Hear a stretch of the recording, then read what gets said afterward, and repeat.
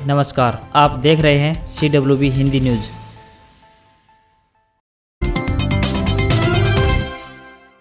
हरियाणा के स्वास्थ्य मंत्री अनिल विज ने कहा है कि हमने केंद्र सरकार से 12,000 एम्फोटेरिसिन बी इंजेक्शन की मांग की है, जो ब्लैक फंगस के उपचार में काम आते हैं। स्वास्थ्य मंत्री ने कहा है कि अभी हमारे पास 1250 एम्फोटेरिसिन बी इंजेक्शन रोगियों के इलाज के लिए उपलब्ध हैं। उन्होंने कहा कि प्रदेश में ब्लैक फंगस के अभी तक 421 मरीज सामने आए हैं, जो कि राज्य के विभिन्न अस्पतालों में उपचाराधीन हैं। ब्लैक फंगस के सबसे अधिक मामले 149 गुरुग्राम में आए हैं।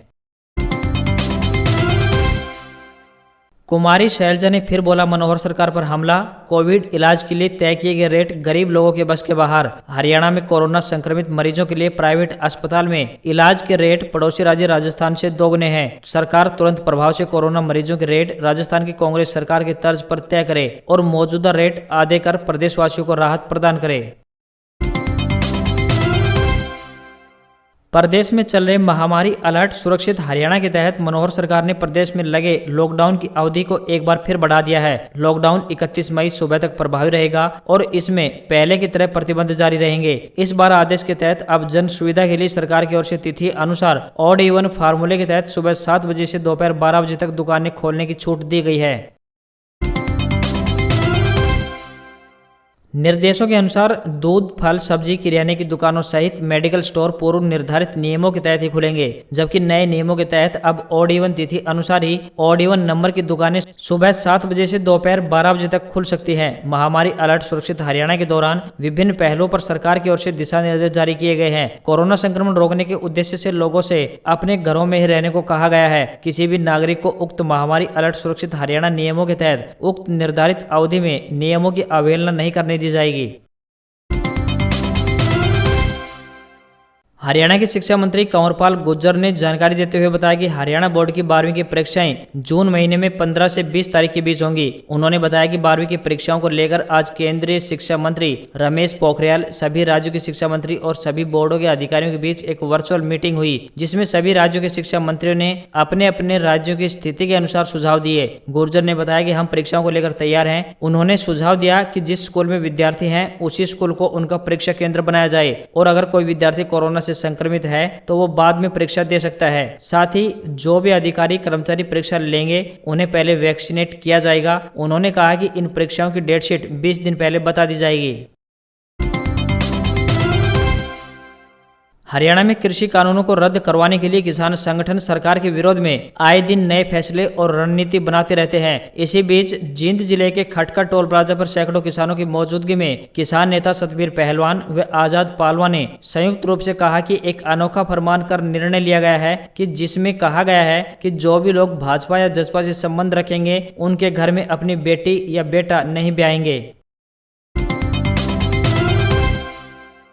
हरियाणा में कोरोना महामारी की रफ्तार थमती दिख रही है। रोजाना नए केसों के साथ मौतों में कमी आ रही है। रविवार को कोरोना के जहां 4,400 केस सामने आए तो वहीं 97 लोगों की मौत हुई। इसके साथ 9,480 लोग ठीक भी हुए। हेल्थ स्वास्थ्य विभाग द्वारा जारी बुलेटिन के मुताबिक प्रदेश में अभी तक कुल 7,38,028 लोग संक्रमित हो चुके हैं, जिसमें से कुल 6,87,700 लोग ठीक भी हो चुके हैं। वहीं अभी तक कुल 7,512 लोगों को कोरोना के कारण मौत हो चुकी है। राज्य में अभी तक 42,816 एक्टिव केस बचे हैं, जो कि एक राहत की बात है।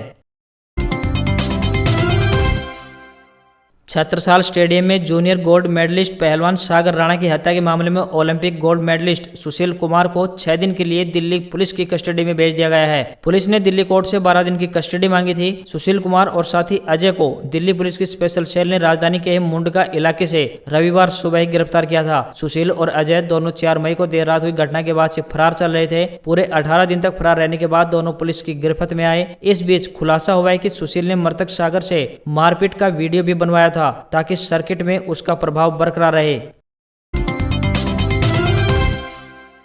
राजस्थान सरकार ने राज्य में 8 जून तक लॉकडाउन बढ़ा दिया है। खास बात यह है कि इस बार सख्ती भी बढ़ाई गई है। 2 दिन की जगह अब 3 दिन के लिए शनिवार से सोमवार तक कर्फ्यू रहेगा। 3 दिन तक मेडिकल, दूध, फल, सब्जी छोड़कर सब कुछ बंद रहेगा। 30 जून तक शादियों पर रोक बढ़ा दी गई है। गृह विभाग ने नई गाइडलाइन जारी कर दी है। नई गाइडलाइन में पुरानी पाबंदियों को जारी रखा गया है। मनरेगा के काम शुरू करने को लेकर ग्रामीण विकास विभाग अलग से आदेश जारी करेगा। नई गाइडलाइन 24 मई से ही प्रभावी होगी। खाद, बीज और कृषि उपकरण, पशु चारा, किराना की दुकानें, मंगलवार से शुक्रवार तक सुबह 6 बजे से 11 बजे तक खुल सकेंगी। वहीं फल सब्जी की बिक्री ठेले, साइकिल रिक्शा, ऑटो रिक्शा और मोबाइल वैन से सुबह 6 बजे से शाम 5 बजे तक अनुमति होगी। डेयरी और दूध की दुकानें सुबह 6 से 11 बजे तक और शाम 5 बजे से 7 बजे तक खुल सकेंगी। ई मित्र सेवाएं शाम 4 बजे तक खुलेंगी। राजस्थान सरकार ने इस बार के लॉकडाउन का इस बार भी नया नाम त्रिस्तरीय जन अनुशासन लॉकडाउन दिया है।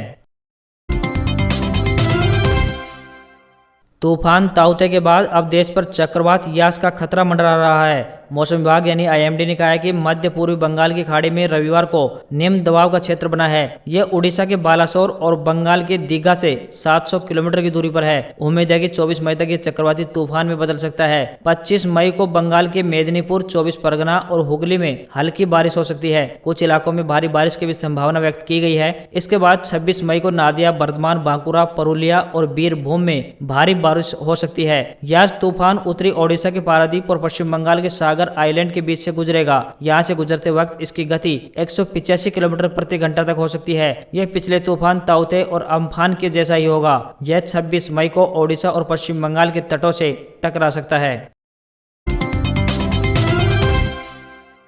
गाड़ी की समय पर सर्विसिंग कराने के साथ ही उसके टायरों की तरफ ध्यान देना जरूरी है। पता होना चाहिए कि गाड़ी में जो टायर लगे हैं वह किस स्थिति में हैं। गाड़ी के टायरों पर ही उसके कंट्रोल, माइलेज, बैलेंस और हैंडलिंग जैसी बातें निर्भर होती हैं। सरकार भी अब इस ओर ध्यान दे रही है। दरअसल सरकार टायर को लेकर एक नया कानून ला रही है जो 1 अक्टूबर 2021 से लागू होगा। टायर कंपनी को टायर इस तरह डिजाइन करने होंगे जिससे गीली सड़क पर भी टायरों की पकड़ बनी रहे, उनमें फ्यूल के कम यूज होने की मदद मिले और ब्रेकिंग ग्रिप की परफॉर्मेंस भी बढ़े। भारत में बेचे जाने वाले टायरों की क्वालिटी के लिए भारतीय मानक ब्यूरो यानी BIS नियम है। हालांकि यह ग्राहकों को ऐसी जानकारी नहीं देता है जो उन्हें टायर खरीदने में मदद करे। इसलिए सरकार रेटिंग सिस्टम लाने की भी तैयारी कर रही है। इस रेटिंग से यह तय किया जाएगा कि टायर अधिक भरोसेमंद बन सकें।